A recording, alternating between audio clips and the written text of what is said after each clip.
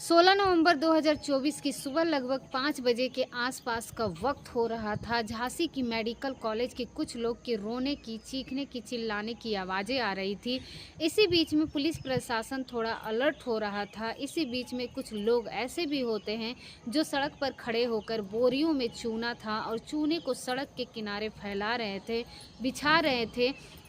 तभी किसी ने पूछा कि भैया, ये चूना क्यों फैलाया जा रहा है, क्यों सड़क पर बिछाया जा रहा है। और जो व्यक्ति था वो चूना बिछा रहा था, वो कह रहा था कि भैया, अभी डीपी सीएम का कार्यक्रम है, वो आएंगे और इन पीड़ित परिवारों से मिलेंगे, साथ ही निरीक्षण भी करेंगे, देखेंगे कि आखिरकार गलती किसकी है और क्या नहीं है। जैसे कि ये बात उस व्यक्ति को कही जाती है। व्यक्ति ने उसे चूना डालते हुए आदमी का फ़ोटो खींच लिया और उसका छोटा सा एक वीडियो बना लिया। वो वीडियो सोशल मीडिया पर बहुत तेज़ी के साथ वायरल होने लगता है कि अब विपक्ष की पार्टियों हो या फिर नेता हो, सभी ने एक्स पर ट्वीट करना शुरू कर दिया और कहते हुए कि एक तरफ तो लाशों के ढेर लगे पड़े हैं और दूसरी तरफ एक नेता का स्वागत करने के लिए इस तरह से चूना बिछाया जा रहा है। कुछ तो शर्म करो। बस इतना था कि जिसके लिए चूना बिछाया जा रहा था, उसने आकर एक वीडियो जारी की और उससे माफ़ी मांगी और कहा कि जिन लोगों ने चूना बिछाने का आदेश दिया, जो भी बिछा रहे थे, जो भी कर रहे थे, उसके भी खिलाफ कार्रवाई होनी चाहिए। दरअसल आज की कहानी उस झांसी शहर से है जहां पर एक बड़ा हादसा हो जाता है और उस हादसे में थोड़े नहीं 10 बच्चों की मौत हो जाती है। और उस भयानक हादसे के बाद पूरे देश भर में इस बात की चर्चा शुरू हो जाती है कि आखिरकार वहाँ हुआ क्या था और किस तरह से हादसा हुआ। तो सबसे पहले आप सभी को मेरे तरफ से नमस्कार और आप सभी का मेरा यूट्यूब चैनल पर स्वागत है। और अगर आप हमारे चैनल पर पहली बार हैं तो हमारे चैनल को सब्सक्राइब कर वीडियो को लाइक ज़रूर कीजिएगा, क्योंकि ये जो सच्ची घटना है जिसके बारे में मैं आपको सुनाने जा रही हूँ, ये सच्ची घटना है उत्तर प्रदेश के जनपद झांसी की। वहाँ पर एक महारानी लक्ष्मीबाई मेडिकल कॉलेज है और उस मेडिकल कॉलेज के एसएनसीओ यानी कि नवजात शिशु गहन चिकित्सक कक्ष 15 नवंबर 2024 की रात लगभग यहाँ पर 54 बच्चे थे जो एडमिट थे। बच्चों की जो 5 से 54 बच्चे थे, कोई तो जीरो का था, यानी कि अभी कुछ घंटे पहले ही पैदा हुआ था, कोई 10 दिन का था तो कोई 15 दिन का था, कोई 1 महीने का था तो कोई 1.5 महीने का था। किसी को निमोनिया की शिकायत थी तो किसी को कोई बड़ी शिकायत थी। एक तरह से बच्चों का वहाँ पर उपचार चल रहा था।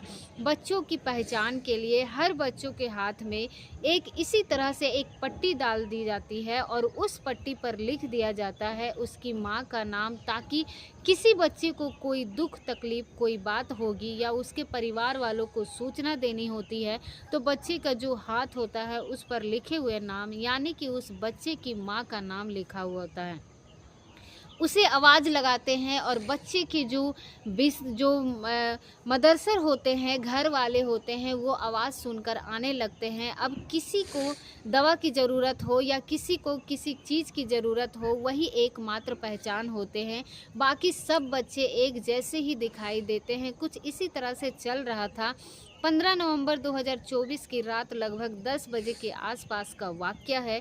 10 बजे हो या फिर 10 सवा 10 बजे हो, माँ जो होती है वो बाढ़ के अंदर अपने अपने लीलाओं को, अपनी अपनी बेटियों को दूध पिला रही थी। और कोई कोई क्यों कहीं पर ऐसे भी जहाँ पर पहली बार बच्चा पैदा हुआ है वो घर पर हो, ऐसे हो कई 1-2 बच्चे हो जो थे, लेकिन ये खुशियाँ का माहौल, क्योंकि बच्चा जो हुआ था उस वजह से ठीक आज तक एक इंटरव्यू चल रहा था।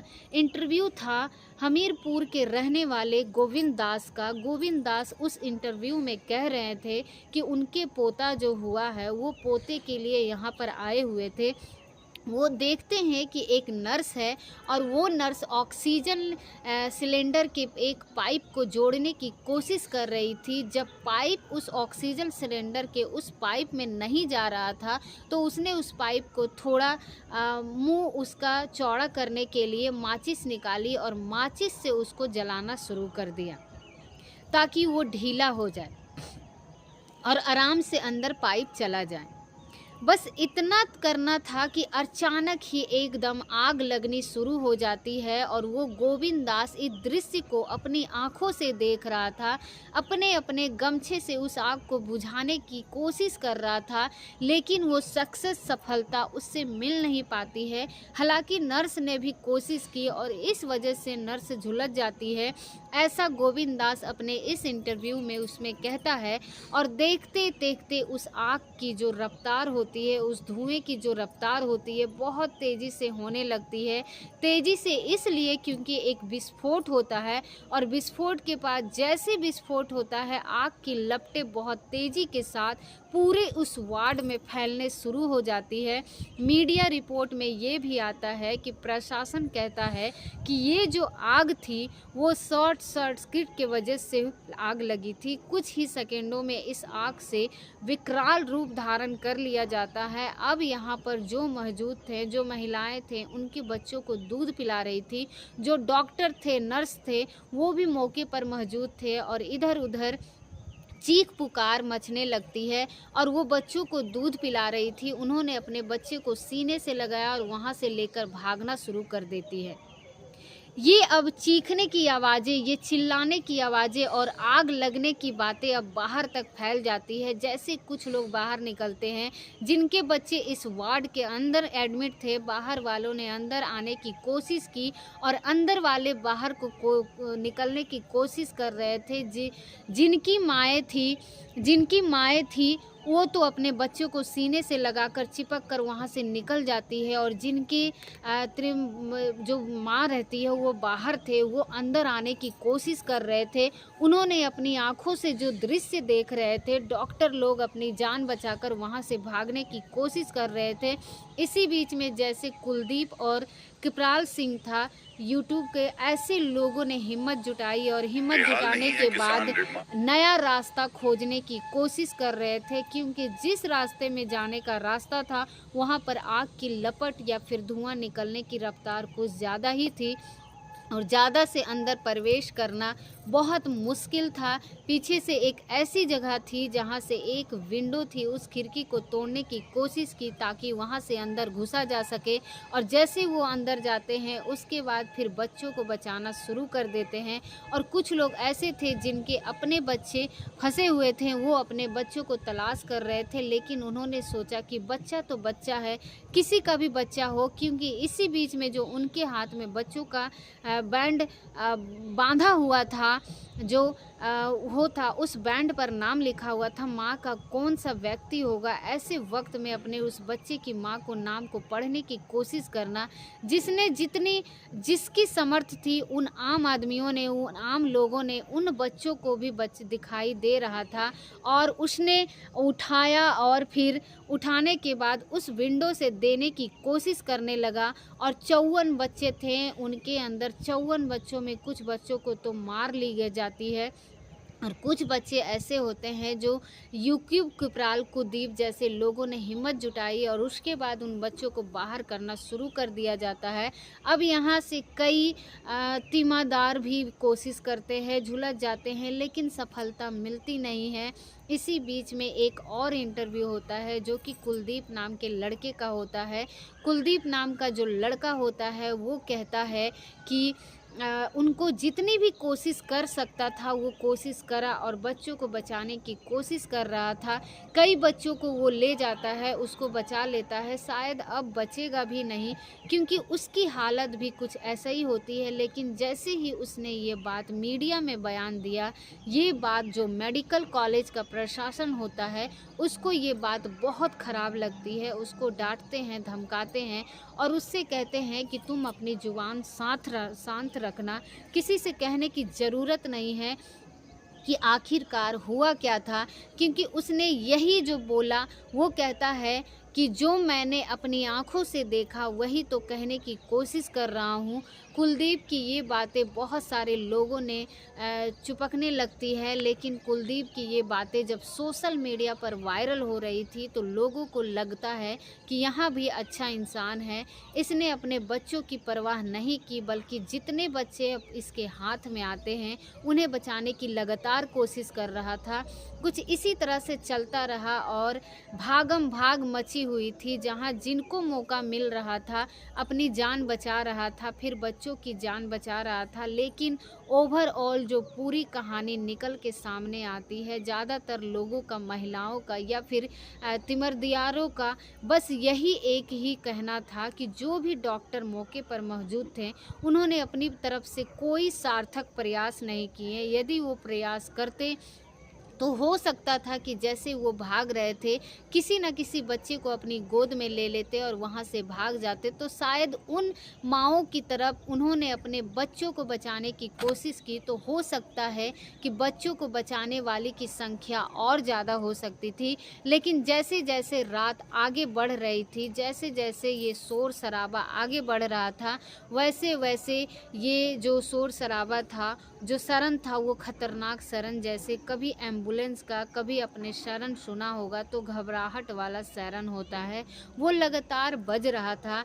और उस सायरन की आवाज़ पूरे शहर में गूंजने लगती है, और पूरे शहर के साथ साथ जब सोशल मीडिया पर ये वीडियो वायरल होने लगती है तो पूरे देश में इस सायरन की आवाज़ आनी शुरू हो जाती है और 5-6 गाड़ियाँ आती है और दमकल विभाग की वो आग को बुझाने की कोशिश कर रहे थे, इधर उधर से रास्ता खोजने की कोशिश कर रहे थे, और उस आग को बुझाने की कोशिश के साथ ही कम से कम 2 घंटा का इन्हें समय लग जाता है। लेकिन 2 घंटे के समय में 10 बच्चों की मौत हो जाती है, और कई बच्चे ऐसे होते हैं जो ज़िंदगी और मौत की जंग लड़ रहे हैं, उन्हें कहीं न कहीं इधर उधर एडमिट कराया जाता है। लेकिन 8 बच्चे ऐसे हुए, 8 ऐसे बच्चे के परिवार वाले होते हैं जो अपने बच्चों को लेकर बेइंतहा परेशान थे। उसकी रोने की, उसकी चीखने की, उसकी बिलख नहीं की आवाज़ें हर किसी के कानों तक सुनाई दे रही थी, जिसने झांसी की रेखा, उनकी जो दूध जुड़वा बेटियां होती है, और महुआ की नीलू उनका बेटा होता है, जौनपुर की अभिलाषा का बेटा होता है, जलोन की शांति और संतोषी के बेटे होते हैं, झांसी की कविता और संध्या उनके बेटे होते हैं। जहाँ देखो इनकी ही रोने और चीखने की आवाज़ें आ रही थी। इनकी कुछ ही लोगों ने वीडियो बनाए, वीडियो वाले मौके पर पहुँच जाते हैं और इस बातचीत कर रहे थे। इनकी बातचीत का वीडियो सोशल मीडिया पर भी वायरल हो जाता है। दरअसल इनके यह भी नहीं पता था कि किनके बच्चे हैं, है भी नहीं, या फिर बचा है या नहीं है, जिंदा है या मर चुके हैं, वो कहाँ है, क्योंकि 10 बच्चे जो मर चुके थे उनके हाथ के जो बैंड है वो भी जल चुके थे, और ऐसी स्थिति में ये भी नहीं पहचान रह पा रहे थे कि बच्चा जो है मरा है, किसका बच्चा मरा है। आखिरकार पुलिस प्रशासन में हड़कंप मच जाता है और ये बात पूरे प्रदेश में फैल जाती है, पूरे देश भर में फैल जाती है। बात जब वहाँ तक पहुँच जाती है जहाँ कई प्रदेशों में चुनाव की तैयारी चल रही थी, वहाँ पर जो वो भाषणबाजी चल रही थी, उसे बताया जाता है कि उत्तर प्रदेश के मुख्यमंत्री भी शायद कहीं न कहीं प्रचार के लिए गए हुए थे, लेकिन उत्तर प्रदेश के डिप्टी सीएम यानी कि उप मुख्यमंत्री ब्रजेश पाठक आना अपना प्रोग्राम लगाते हैं सुबह 5 बजे के आसपास का। वो 16 नवंबर 2024 को सुबह 5 बजे उनका पहुंचना था और मेडिकल कॉलेज में उन माँओं से मिलना था, उन लोगों से मिलना था जिनके बच्चे इस हादसे में चल चुके थे, जिनके बच्चे के साथ कुछ बात हुई और यहाँ पर जानने के लिए आए थे। आखिरकार ये हादसा हुआ क्यों है और किस वजह से हुआ है, वो सारी जानकारी जुटाने के लिए आ रहे थे। उनका स्वागत में कुछ लोगों ने चूना बिछाना शुरू कर दिया और ये वीडियो जब सोशल मीडिया पर वायरल होता है तो ब्रजेश पाठक जी को सामने आना पड़ता है और एक वीडियो बनाना पड़ता है। वो कहते हैं कि जिसने भी ये सब काम किया, जिसने उनके स्वागत के लिए चूना बिछाने की कोशिश की है, उसके खिलाफ कार्रवाई करिए। दरअसल अगर ये वीडियो सोशल मीडिया पर वायरल ना होता तो शायद ब्रजेश पाठक जी की नज़र उस चूने पर कभी न जाती और उसके स्वागत के लिए बिछ रहा था, उनके कानों तक से आवाज़ें आती और उनके कानों तक जो आवाज़ें आती हैं वहाँ पर चीख पुकार मची हुई थी। हालांकि पूरे देश भर में फिर इस घटना को लेकर चर्चा शुरू हो जाती है और एक चर्चा और भी शुरू हो जाती है। दरअसल कुछ ही दिन पहले अभी एक वेब पोर्टल एक खबर छपी थी कि वर्ल्ड क्लास सुविधाएं झांसी की मेडिकल कॉलेज में दी जाएगी, लेकिन जब जैसे ही वर्ल्ड क्लास सुविधाएं के बारे में बातचीत की जाती है तो साथ में ही ये भी चलने लगता है कि जब आग लगी थी तो अलार्म क्यों नहीं बजा, जब अभी संवहन यंत्र यहाँ पर मौके पर रखे हुए थे तो उनका इस्तेमाल क्यों नहीं किया गया। कुछ लोगों ने तो यहाँ तक भी देखा कि कई साल पहले यानी कि चार साल पहले अभी साधन यंत्रों का जो वैधता था वो भी वैलिडिटी जो था जो ख़त्म हो चुकी थी और साथ ये भी पता चलता है कि जो डॉक्टर थे या फिर वहाँ कोई और कर्मचारी थे काम करने के लिए थे, उनको भी अग्नि संवहन यंत्र चलाने नहीं आते थे। अगर किसी का वेंटिलिटी ख़त्म हो गई थी या फिर नहीं हुई थी, उसका सही वक्त पर इस्तेमाल कर लेते तो शायद 10 बच्चों की ज़िंदगी कभी भी नहीं जाती। और साथ ही जो नर्स थे वो नर्स कौन है, कहाँ है, जिसके हाथ झुलसे थे और जिसके बारे में अमीरपुर के गोविंद दास ने कहा कि उन्होंने एक पाइप को उस ऑक्सीजन सिलेंडर को जोड़ने की कोशिश की, उसी की वजह से आग लगी। हालांकि अभी उत्तर प्रदेश के मुख्यमंत्री योगी आदित्यनाथ ने कमिश्नर और डीजीपी से कहा है कि इस मामले की जांच करिए, 12 घंटे के अंदर एक रिपोर्ट पेश करिए। और वो जानना चाहते थे कि प्रथम रिपोर्ट आखिरकार क्या कहती है, अदालतें किसकी हैं, किस लेवल पर हुई है और किस लेवल पर नहीं हुई है। साथ ही जो डिप्टी सीएम ब्रजेश पाठक है वो कहते हैं कि 3 विभाग के लोग जांच करेंगे, जिनमें से स्वास्थ्य विभाग, पुलिस विभाग और साथ ही मजिस्ट्रेट के माध्यम से भी जांच की जाएगी और जो भी दोषी होगा उसके खिलाफ कार्रवाई की जाएगी। मीडिया शायद उस लेवल तक यहाँ तक कि जाने की कोशिश भी कर रहा था, लेकिन उनके शायद वहाँ पर पहुँचने की अनुमति नहीं थी। हालांकि बहुत सारी अंदर की बातें जो थी वो बाहर छन के आई नहीं। मीडिया में जितनी रिपोर्ट आई उतनी रिपोर्ट के माध्यम से मैंने आपको बताने की कोशिश की।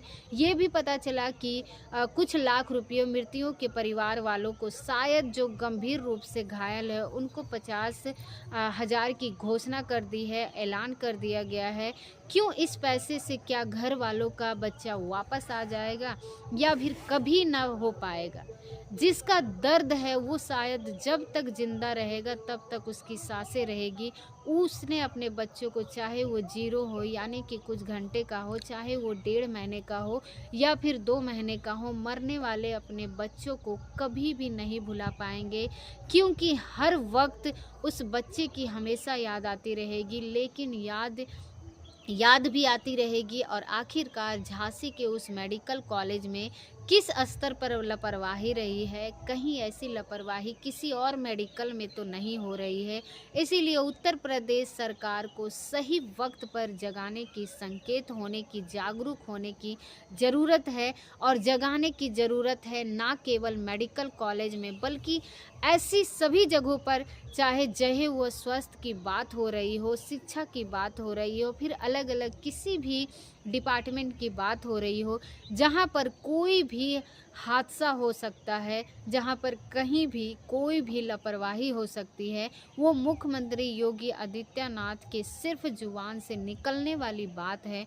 वो जुबान से भी शब्द निकल सकते हैं और सब कुछ व्यवस्थाओं की को ठीक कर सकते हैं, ताकि भविष्य में किसी बच्चे के साथ, किसी के साथ ऐसी कोई घटना ना हो, ऐसी कोई वारदात ना हो। तो उम्मीद करते हैं कि ये वीडियो आपको बहुत ही ज़्यादा पसंद आया होगा, और अगर आप हमारे चैनल पर पहली बार हैं तो हमारे चैनल को सब्सक्राइब करें और वीडियो को लाइक करें। और अगर आपको ये वीडियो जानकारी लगी, अच्छी लगी, तो एक लाइक ज़रूर कीजिएगा और हमारे चैनल को सब्सक्राइब भी करें। मिलते हैं अगले वीडियो में नई जानकारी के साथ। तब तक के लिए हमारे वीडियो को वॉच करने के लिए आप सभी लोगों का बहुत बहुत धन्यवाद।